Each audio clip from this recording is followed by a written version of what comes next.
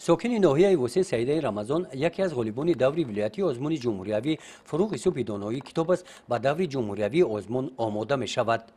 داوطلب آزمون فروغ یوسف دانایی کتاب است در نامیناسیون ایجاد نظم می باشم.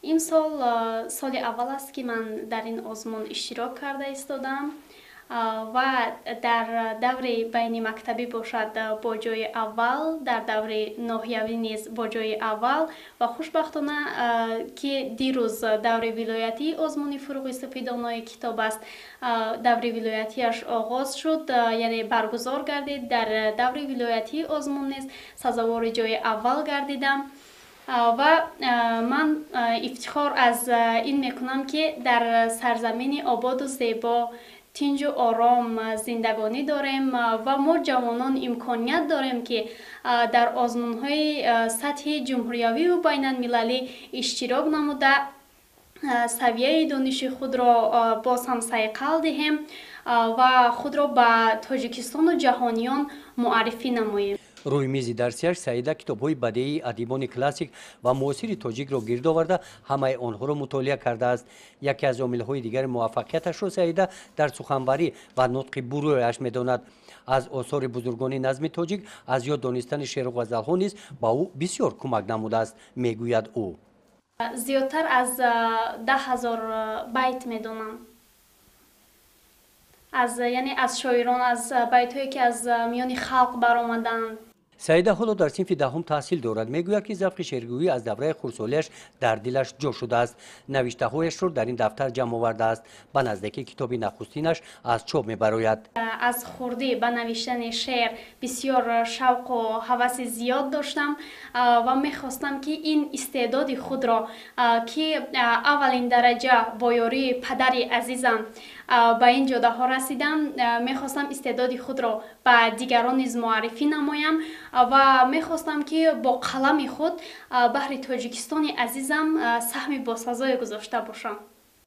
سعیده در عائله کارگر به دنیا آمده است. در این عائله فرزندان همه صاحب معلومات بوده زندگی مستقلانه دارند. سعیده فرزند خردی در تربیه عائله است.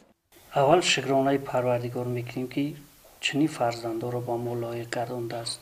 بعد از آن شکرانه آزادی، صلح و ثبات و استقلالیت، همه این دستاورد و استقلالیت است که ما به چنین روز، به چنین آزادی، به چنین خرسندی رسیدیم. فرزند همچون یک گل است، کوتاه‌تر. اگر ما گل را آرایش ندیم، گل سرایی می شود. وقتی که گل را شاخه زیادیش را قیچ کردی، گل بزیم می شود. فرزند همچون همین گل است. دویم باید در همه رفتاری فرزند اشتراک کنه پدر. سعیده رمضان در مؤسسه تحصیلات میانه عمومی رقم 39 دهه نوبهار دهات توگرک تحصیل دارد. در برابر آنکه اعضای کتابخانه ناحیوی می باشد و کتابخانه مکتبی نیز رابطه زیچ دارد.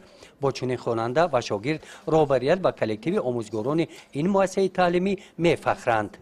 این سال خوانندگان مؤسسه تحصیلات میانه رقم 39 3 نفر در دوره آزمون جمهوری فروغ یوسف دانایی کتابی است در دوره ولایتی اشتراک ورزیدند و خوشبختانه در این آزمون سعیده رمضان و دوره جمهوری فروغ یوسف دانایی کتاب است راه یافت. ما با باوری کامل گفته می توانیم که شاگرد ما ارزنده است و در این دور هم موفق می گردد.